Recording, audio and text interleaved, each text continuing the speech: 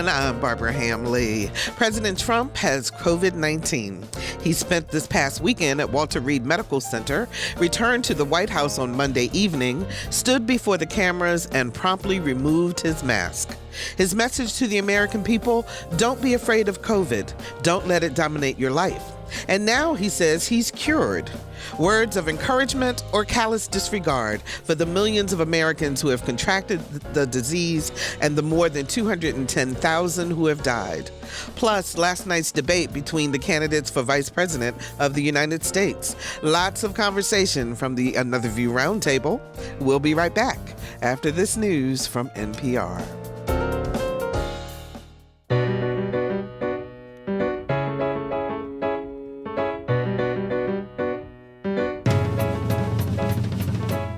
Discussing today's topics from an African-American perspective, this is Another View. Hello, everyone, and welcome to Another View. I'm Barbara Hamley.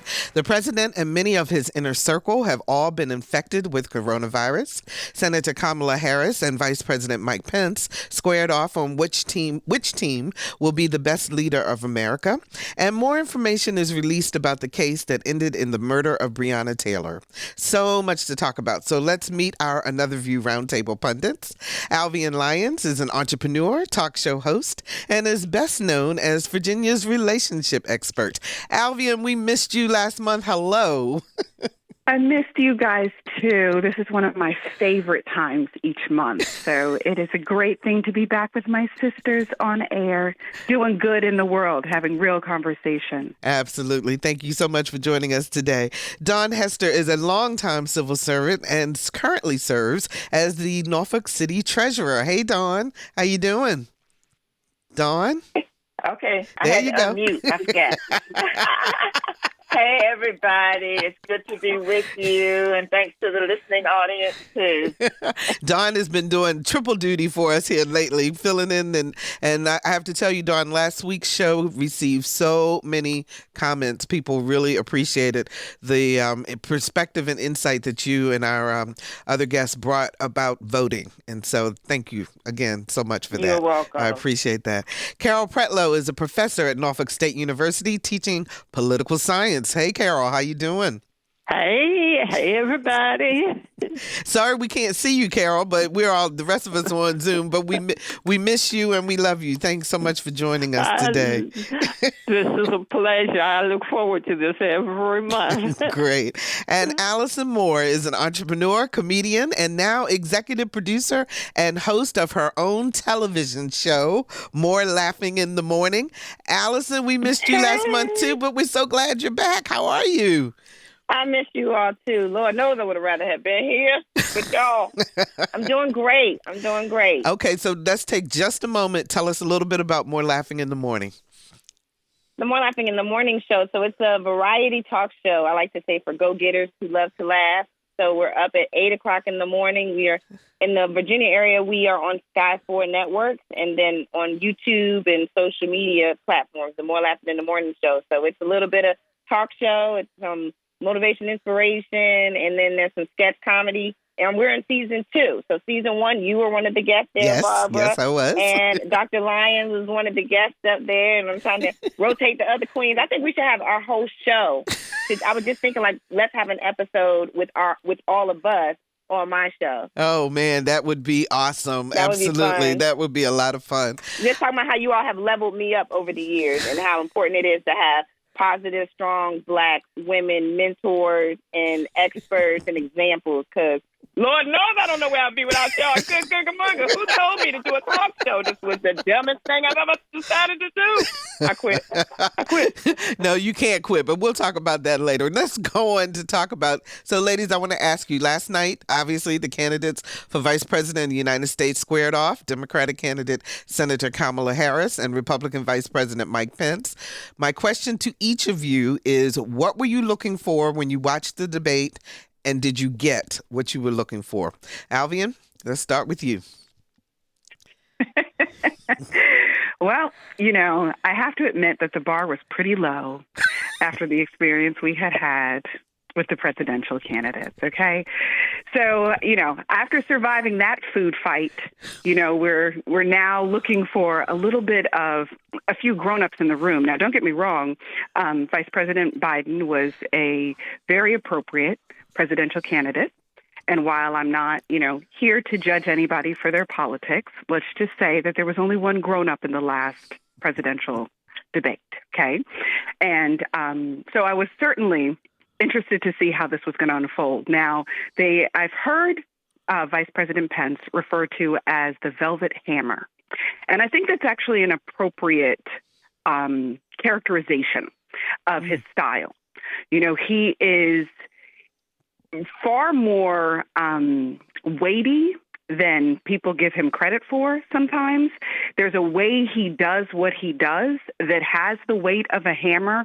Whether you agree or don't agree with his politics, he's very convincing in the way that he comes across. So someone who is uninformed, someone who doesn't read, someone who doesn't follow, someone who doesn't research, the presentation is such a significant part of how people make decisions. He's convincing enough for someone who is not necessarily well read about some of the policies to be able to say, well, that looks like a president. And so you would just be convinced by the packaging alone. Now, like I said, we're not here to judge anybody's politics. I'm not telling you who you need to vote for. I'm just saying that a lot of us vote with our emotions rather than necessarily doing the homework to really understand what the policies are and how do those policies affect you and your family, right? So I get the impact he would have had. Where Kamala or Senator Harris had to thread a very careful needle because she is both a woman and she's a woman of color. And so part of me, the little boy on the inside of me wanted her to just come in totally hard, just let it rip, sis. That's part of me wanted that. But recognizing that, unfortunately, as women of color, we have to always swim against the current of the angry Black woman stereotype that you don't get to do what it is that you would want to be able to do because it's going to fall into an undeserving bucket.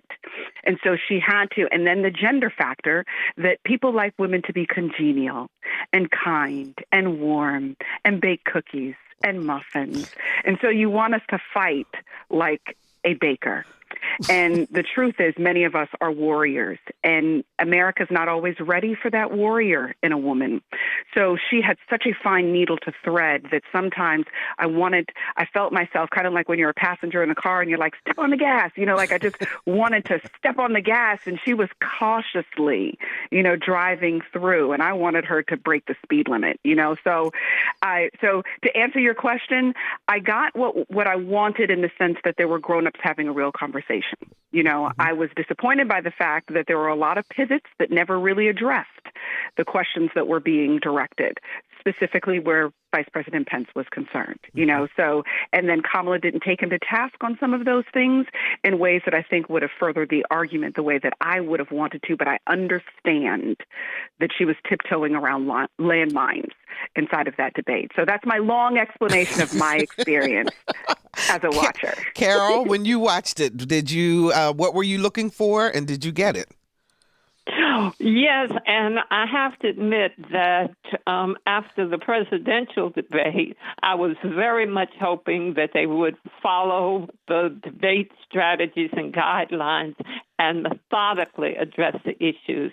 And on that, they met my criteria, and I was pleased. I don't think either one of them said anything that I hadn't expected, but they did at least. The decorum was there, the addressing the specific issues was there, and I was not surprised. I did also appreciate the fact that when the moderator reminded them that one or the other had gone overtime, that Harris particularly said, if you would let me finish, or I would like to add. And so she deflected and went back. So I thought it was very productive. My students and I went over some of the fine points this morning in class. Mm-hmm. And we'll see. It was a sharp contrast to that awful debate last week. So this restored my hope. Dawn, same question to you. What were you looking for, and did you get it? Yes, I did get it. I was looking for the senator to present herself to the viewers because many people don't know her, and some are just beginning to tune in, especially those who have not made a decision. So I think she did a good job of letting people know her background, how she got to where she is today, and what some of the Joe Biden's views are, because we do have to keep in mind that she will be the vice president and she's supporting the presidential candidate's views, not necessarily hers. Mm-hmm. And I think she did try to make that clear in some of the comments that Pence was making. I thought that, there are some people who are still undecided. And so I think that especially for young people and even some females who are still trying to decide, I think she was able to make a case, one that she could be our president. She was quite capable of that. I think she hit it out the park when they talked a little bit about China and issues dealing with foreign affairs. So I really appreciated that. It was good to see, as Albion stated, that, as Black women, we know how to put ourselves in check when we need to put ourselves in check. But sometimes, we do have to hold our tongue. But then it also allows the other person, in this case Pence, to show that he is rude, to show that he doesn't realize that he is privileged and he can say whatever he wants to say and talk as long as he wants to talk, and it really doesn't matter. But it does matter when you have millions of people looking at you, because it was a stark contrast. So I was glad she kept herself. I say kept herself in check because that's what I had to tell myself in those meetings. Just check yourself. And so I think that is something that all of us have experienced and have to tell ourselves. Right, Black and white women. Yes. Brown women. All of us have been through that. But I thought it helped to show a great contrast in leadership. And leadership style and awareness of ourselves. And so I thought that was great.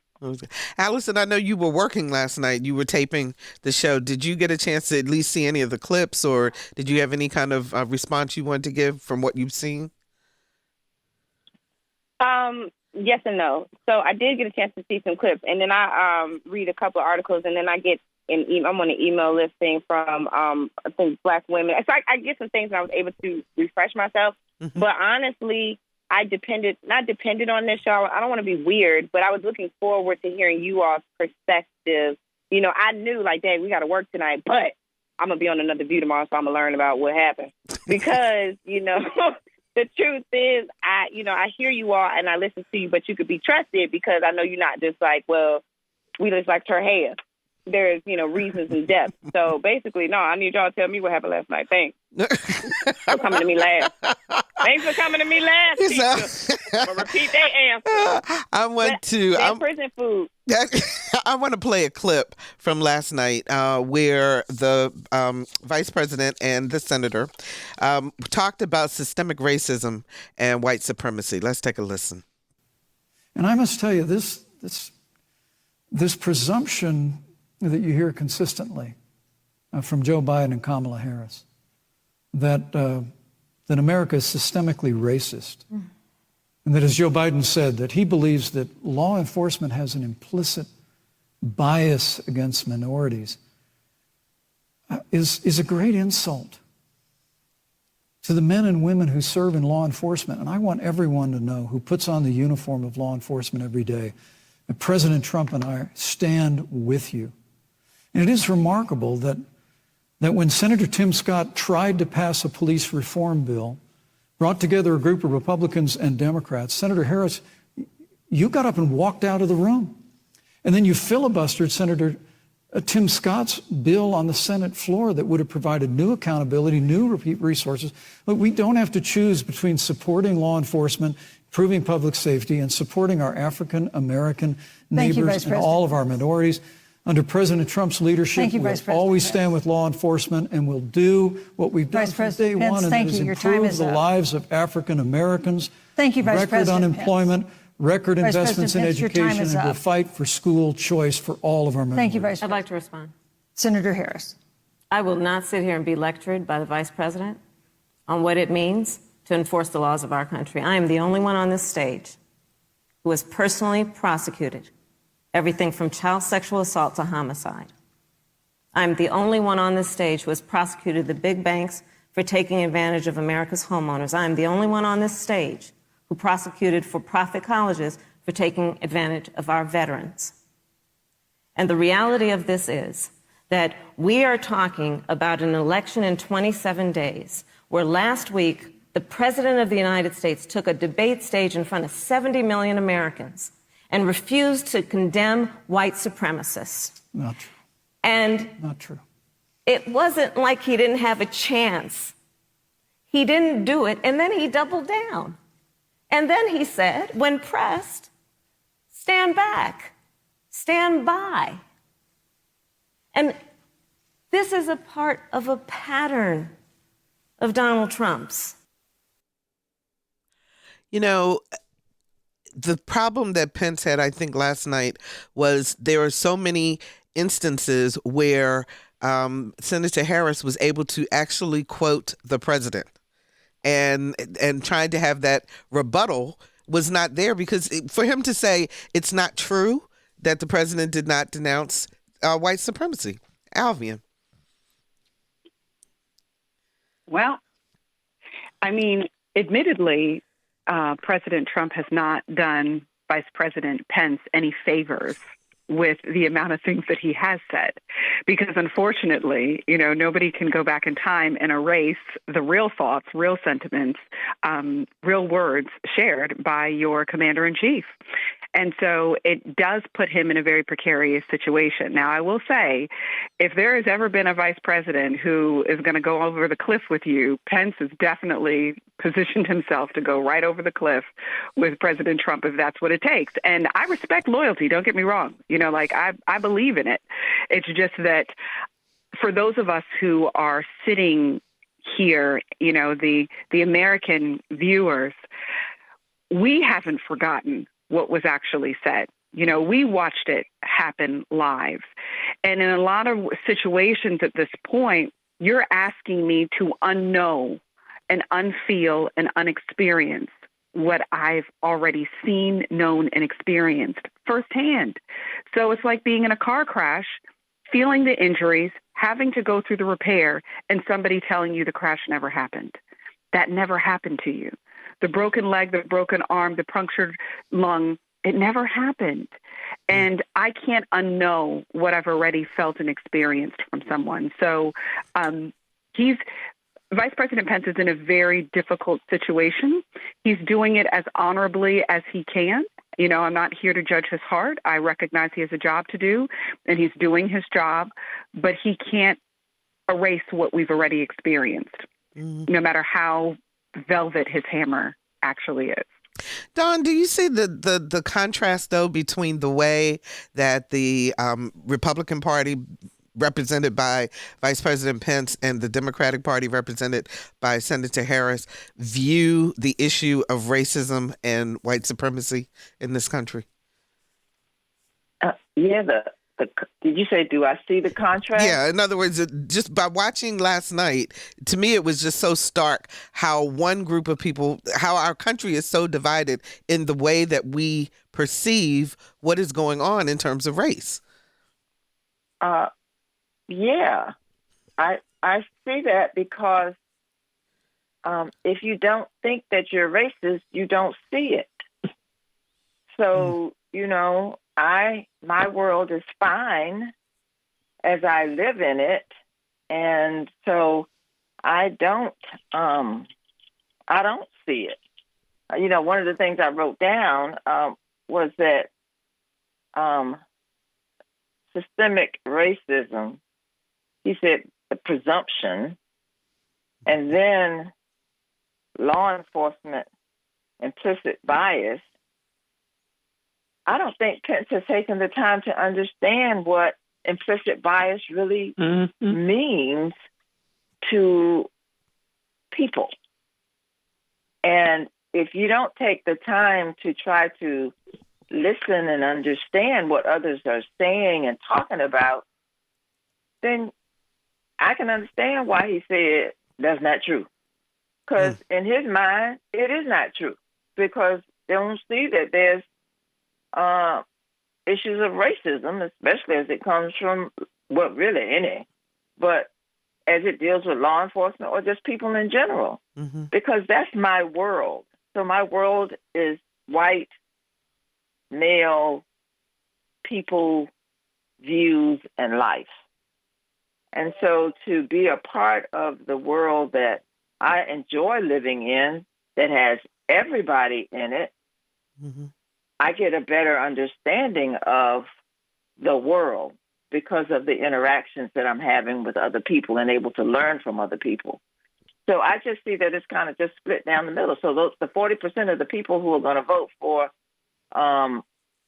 the 45 and Pence, they're going to do that anyway, no matter what anybody says.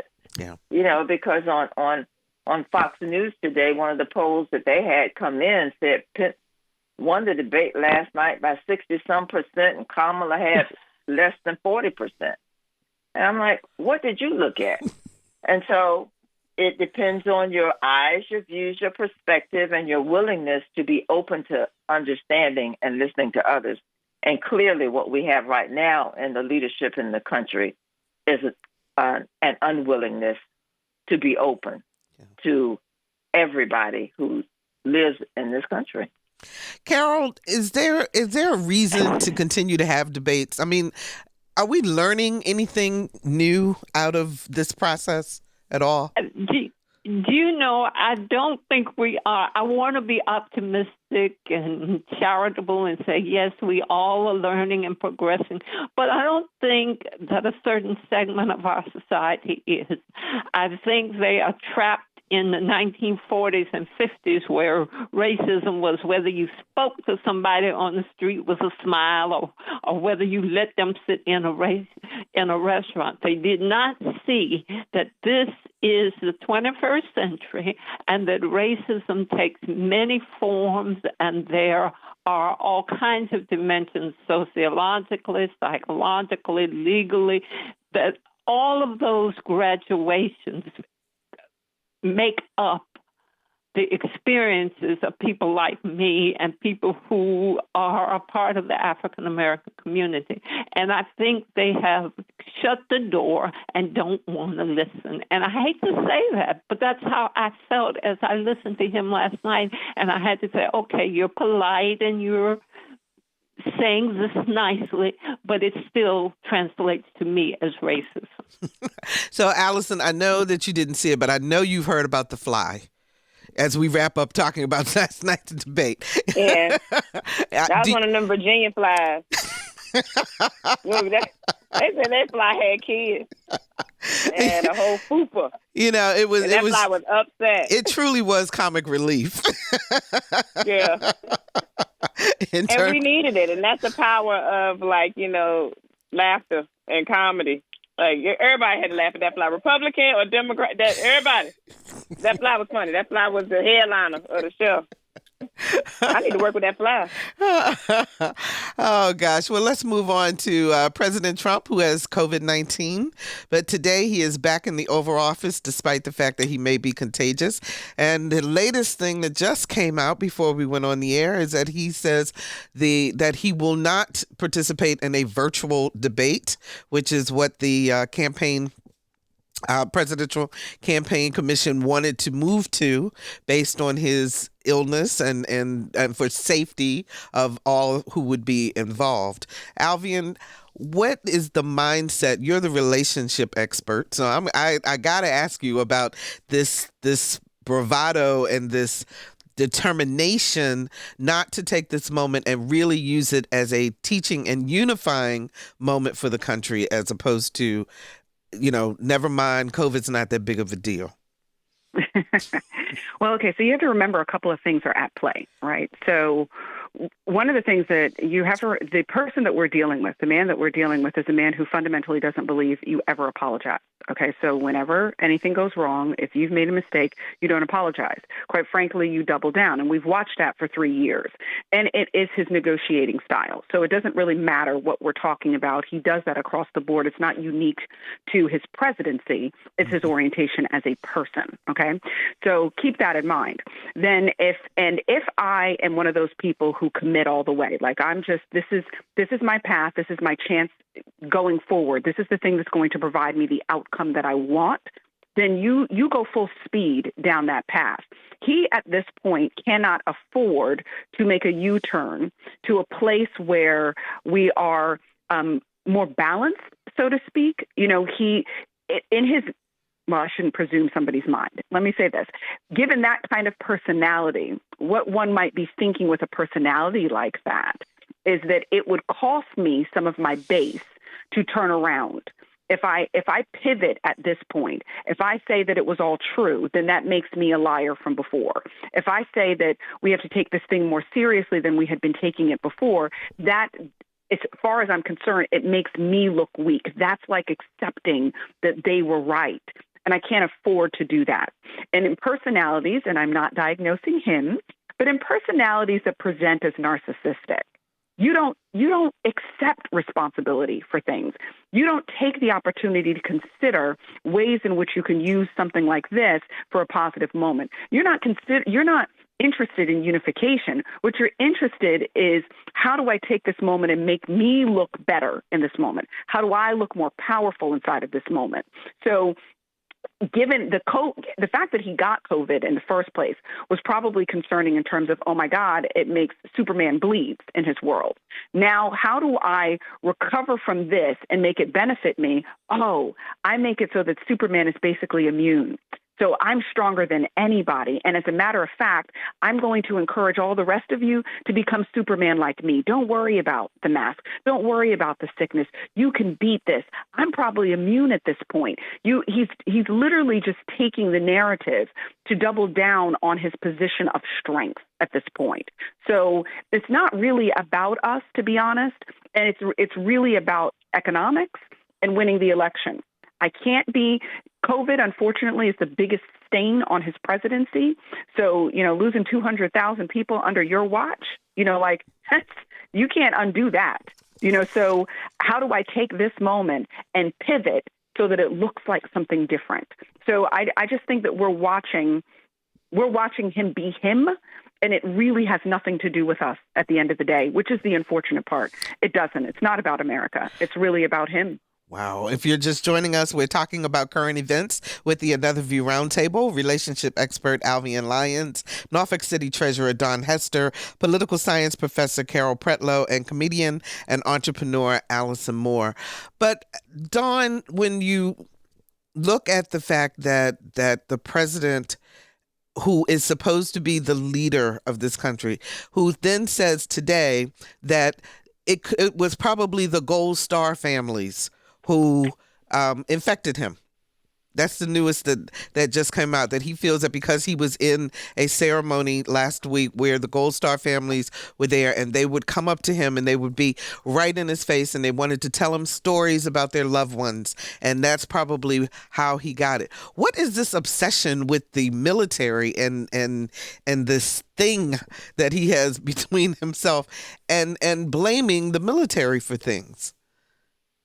Well, I'm not a relationship expert. However, in my 65 years, y'all know my birthday was yesterday. Oh, happy birthday, happy birthday.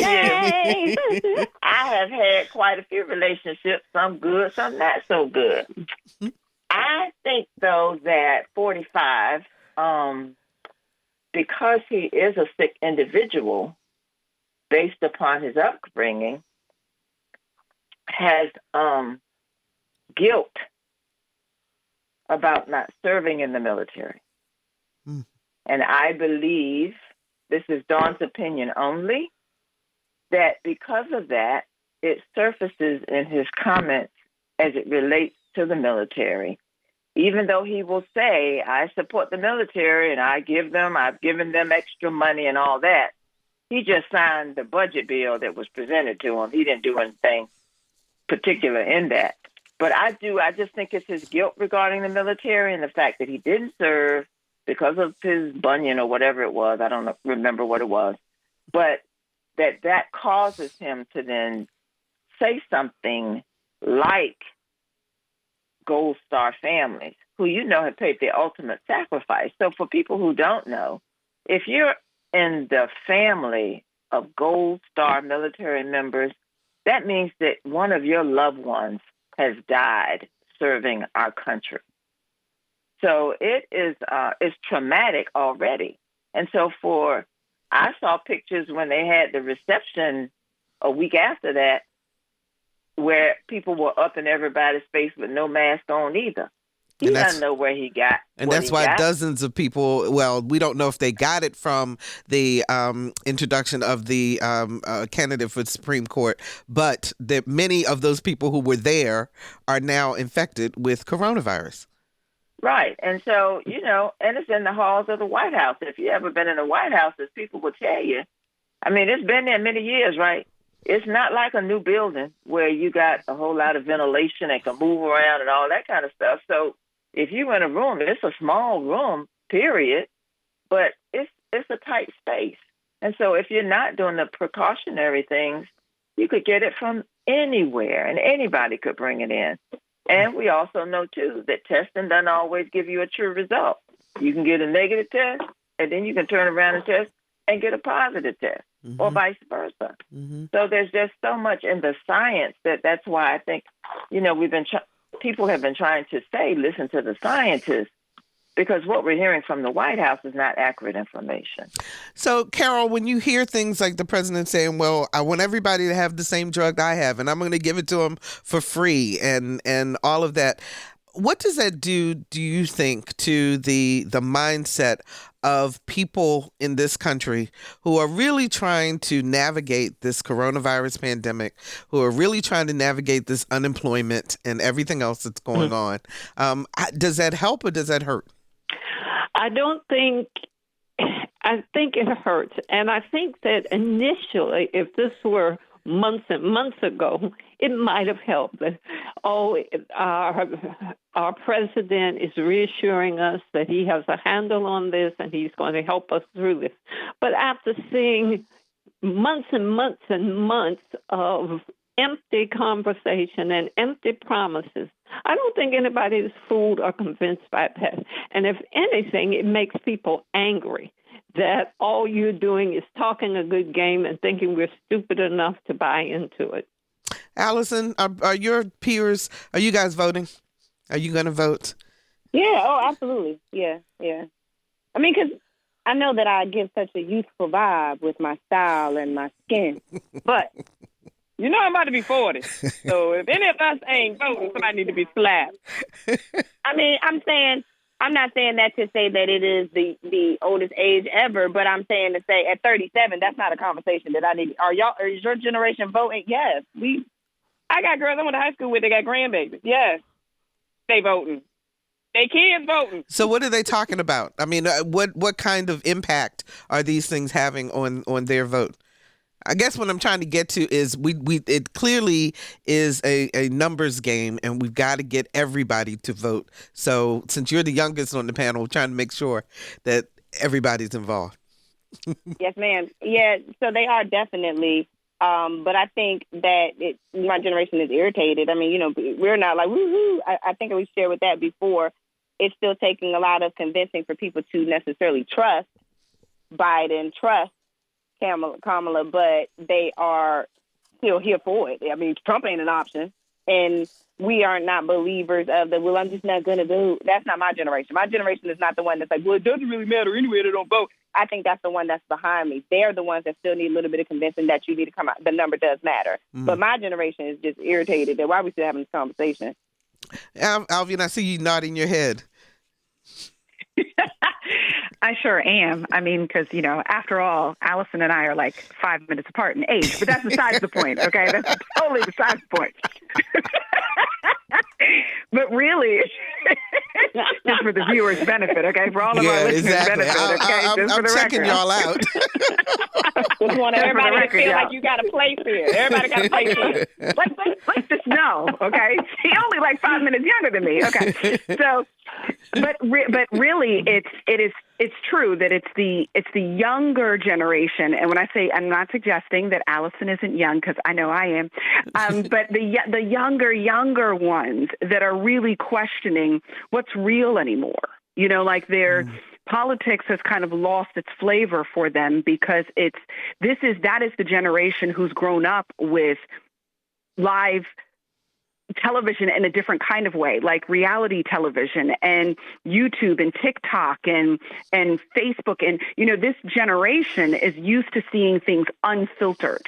So things that are coiffed just right resonate as fake to them.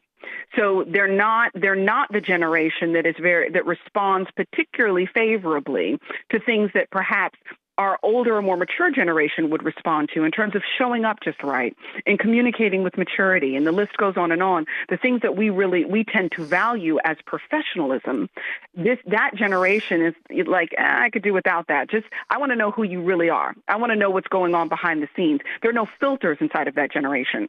So politics means something different. And for those who happen to be Republican, because there are lots of young Republicans, let me be clear about it, you know, like they actually like Trump a lot because he's so unfiltered.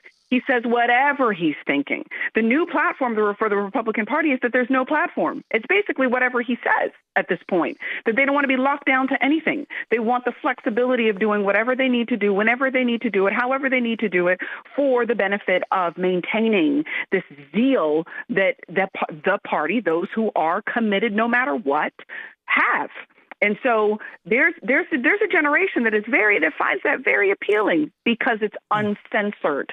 You know, so we are in an interesting fork in the road in terms of who we will be politically as a nation. You know, when Joe Biden talks about fighting for the soul of the nation, well, that soul is also in politics. What will that look like now? What does it mean to be presidential anymore? Are F-bombs typical for a president now? Do we just say whatever we're thinking? Is it okay for us to, you know, I mean, it's just where are the lines? We didn't grow up with there not being lines. But this generation is, you know, it's all ketchup. It all blurs together, and you do and say whatever you feel like. I hear more F-bombs on social media than I have heard in my whole life, okay, in a 5-minute segment. You know, like, so we're in a different world now. We're in a very different world, and unfortunately, he's not helping our cause in terms of trying to bring, you know, to elevate the national conversation in a way that we can do respectful, thoughtful discord. We don't have to agree, but can't we respect each other as Americans? Dawn, so based on what's happening in this country, so you got the pandemic, you have racial unrest, uncertainty about the health of the nation's leader, unemployment, businesses closing, schools starting up and shutting down. Is there any excuse for anyone, and particularly African Americans, not to vote? No. Do I need to add more to that? Yes. No. No, there's no reason not to vote. If you're eligible to vote, you need to register and you need to vote. You have an opinion. Whichever way you vote, you have an opinion and you need to exercise it. And there's no excuse. The world is in a mess. And I'm not just talking about the United States of America. The world is messy. Yeah. And so let's at least try to take care of where we live, even though it might not be taking care of us right now. Leadership has a part to play in that. And who you pick to lead will provide and help with the direction as to where we go that will help with all those issues of health care, of employment, of making sure you can sustain yourself until we get the country back on some kind of track. Because with no stimulus money right now, it's going to be worse than it was the first wave. Now, we're going into the third wave, not the second, but the third wave. So it's going to be worse because nobody's getting the $600 or whatever amount of money you were getting to help you get by. right now, we still need to help people get by, help businesses get by. But there are many of us, and I'm going to speak for myself only here, I want the people who don't make a whole lot of money to be the ones who are able to get by, not the wealthy ones. And, you know, the news reports today said the billionaires, they making all the money right now. Okay? I'm not in that category. One day maybe, but I'm not there yet. But even if I was there, I would still want to take care of people because that's my responsibility, I believe, as a person. Yeah. Allison, I saw your face. Yeah, I want to, not just as a no excuse to not vote. It's no excuse to be irritated with being inconvenienced on voting day either. Like, stand your butt outside. Bring a raincoat. Put in the same patience. Put in the same flexibility that we did for the sports game, for the tailgates, for the club. Bring your flat shoes.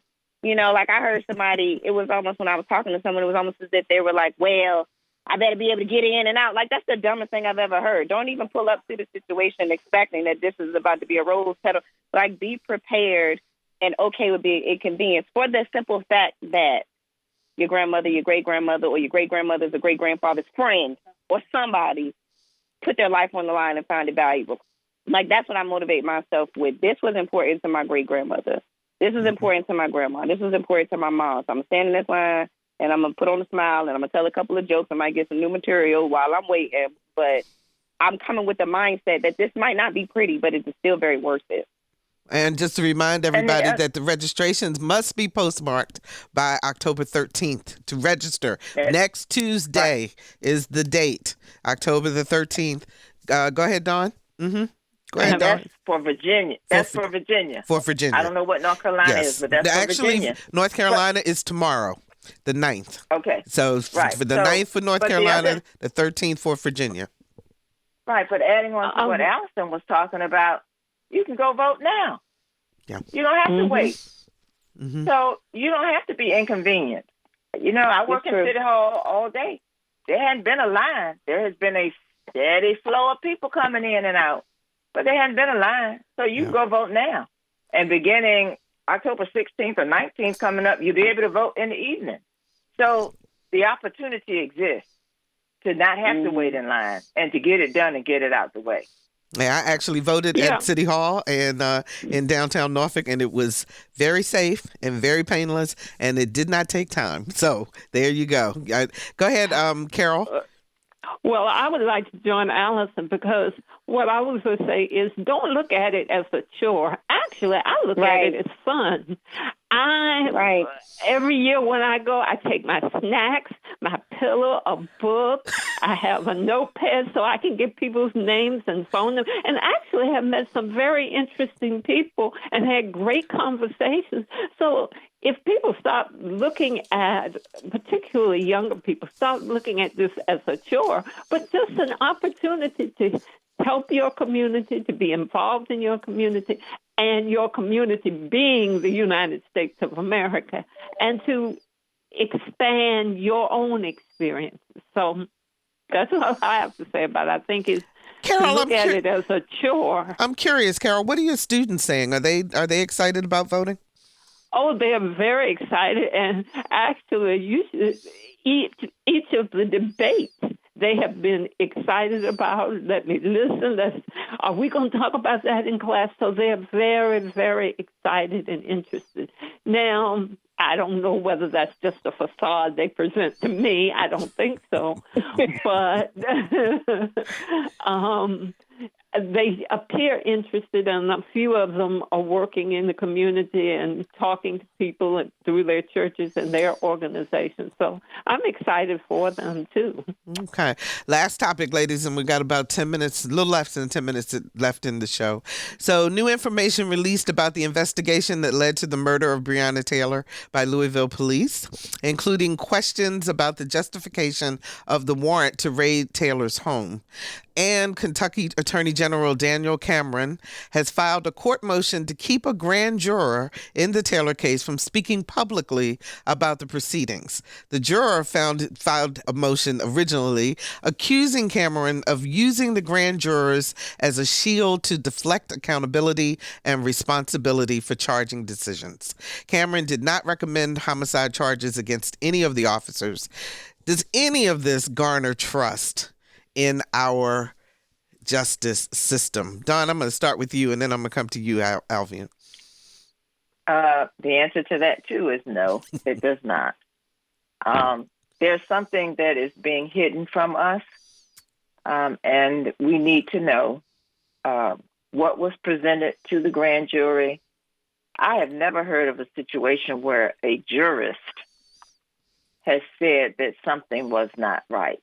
I've never heard of that situation. And that doesn't, because, I don't know everything, but not to this degree, not to this level, and certainly not with a case where an individual was killed in her home. And the way that it has been presented to us with the one charge that was filed, I'm agreeing with the commentators that you file a charge against somebody, a bullet that went in somebody else's apartment, but not the bullets that went into the body of the woman that was killed when you entered her house inappropriately, wrong house, with wrong information that you received internally from your department. Mm-hmm. Somebody should be charged with some kind of homicide. Alvian? So it doesn't create any more faith in the judicial system, but I think it drives home a very important point that I think that we need to understand as a Black community. There's this quote I heard the other day that just because you're Black doesn't mean you have my back. And I want to be clear about the fact that we can't make decisions about who we support by virtue of race. We've got to do our homework to know who it is we're supporting by virtue of whether or not they share our values. Do they care about us as people? Do they care about our families? Do they care about our upward mobility? Do they want the safety of our communities? Do they want opportunities and doors open for us so that we can live to our godly potential inside of this thing we call America? See, the thing that can happen sometimes, and the poison of progress and sometimes the poison of prosperity, and that being, given by virtue of opportunity and access, is that we're just so excited that we have gotten a mic, we've got national attention, that we're more interested in our rise than we are in the rise of our community. And Daniel Cameron got a lot of attention during the Republican convention. He's seen as a rising star. He knows what wave he's going to have to surf on. And unfortunately, what sometimes happens when we're so busy surfing and looking fantastic for ourselves in our own eyes, we don't care what we're sitting on top of to get there. And too often we're surfing on the backs of our own community to be able to get to that national rise.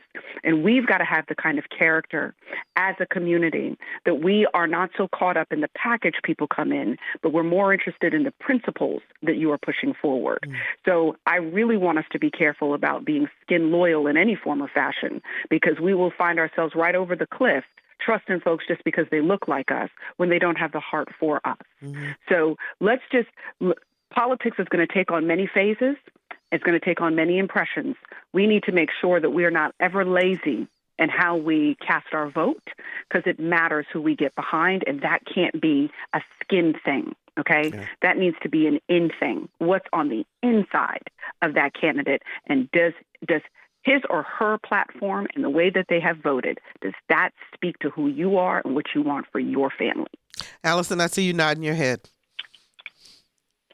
Yeah, this whole situation has just been challenging from my perspective. It's like my confidence, you know what I'm saying? As a Black woman, it's like, dang, is that what could happen? Mm. And that's pretty tough. You get up every day, you fight. That's a part of why I'm trying to do this whole morning positivity thing, because 2020, throw the whole joint away. I mean, not for real, because in the reverse, I see the blessings there, but it's also like, this is really hard. If you turn on the news and you're like, this woman she just was killed, and we just, like, does anybody care? And when you look like this person, it's heavy. Yeah. And you got to build up the confidence or the courage to follow the thread of the news. You know what I'm saying? Who is cutting onions on this radio show? Who got cut onions on the radio show? This technology is something else. They had this in my day. But it's hard to get up the strength to follow, like, okay, let me see what's going on with the Breonna Taylor thing, because I'm like, dang, girl, that could be you. Yeah, it really hits home. It really hits home. You know, and we got 3 minutes, so I know this is going to be an unfair question to ask, but I'm going to throw it out there anyway. Do you think that we're getting weary of the fight? You know, Alvin, I'm going to go to you for this last bit, you know, because, you know, you see that the marches are starting to dwindle. People seem to be just tired. And we can't afford to be tired, you know, but do we need to kind of plug in again, recharge, and then get back out there? Or what do you see as happening? I think that it's such a beautiful question for you to ask as we kind of start to wrap the show. This is why we've got to take care of each other, guys. Because at the end of the day, we were not designed to do this battle alone. What we're running into at this point is we're in a spiritual battle, right, that has carnal consequences. You know, we're experiencing it in our flesh, but this is so deeply a spiritual thing. And for all of us in communities of faith, we understand that this is more than what it is we're seeing with our natural eyes. And we have a responsibility as believers to be our brother and our sister's keeper, that we hold them up. It says when two or more are gathered, he is in the midst. It tells us that in the field, if there is more than one, that one can lift up the other when they fall. This is a time more than ever for us to make sure we're checking on each other and we don't allow the battle fatigue to take us out. It's okay that we may not be in the streets in the same way, but let that same mission be burning in our hearts and that we're keeping that fire alive for each other. But if you are seeing your sister and your brother getting tired, it is our responsibility to pour into each other, that none of us end up fully exhausted to the point that we don't carry this thing over the finish line. Generations upon generations have died trying to open and create opportunity for us. It is our job to take that torch forward as far as we can take it and then leave it to our children to take it further than that. But we've got to take care of each other inside of this battle, guys, because if we get tired, what will be left if we do not fight for each other? Yeah, and ladies, I want you guys to reach out to Allison because I know she's under a lot. There's got a lot going on. I'm watching her face, and we do have to look out for each other. And as you all always look out for another don't have view. people be sending me no suicide watch stuff. No suicide watch. No. You supposed to have those notes on the after Zoom. The whole world is like, oh, no, we got to tune in. It's a different type of fundraiser I'm about to get. I mean, by any means necessary, I guess. But good Lord, now hold it. I was like, oh, that's a way to end the show with some real authenticity. But like, hold on, I'm about to get fan mail. Okay, Allison, we got to go. Ladies, thank you so much for your time today. I really, really appreciate it. And check on her, ladies, please. And thank you for taking the time out of your day to spend with us here at Another View. Please tell your friends and family about us. Go to anotherviewradio.org, download the podcast, and share it. Also, sign up for our eView newsletter. It's a once-a-week reminder of upcoming shows. We're on Facebook, and I'm on Twitter at Barbara Ham Lee. And don't forget, next Tuesday, October 13th, is the last day to register for this upcoming election in Virginia. Do your part, register, and then vote. Early voting is also going on. No excuses. We all need to exercise our constitutional right and vote. For more information, you can go to whro.org. Our theme music was composed and performed by Jay Sennett. Lisa Godley is our show producer. Todd Washburn is our audio engineer, and Dr. Barry Graham answered our phones. Remember, wash your hands, stay 6 feet apart or more, wear a mask, and be sure to join us again next Thursday at noon for Another View.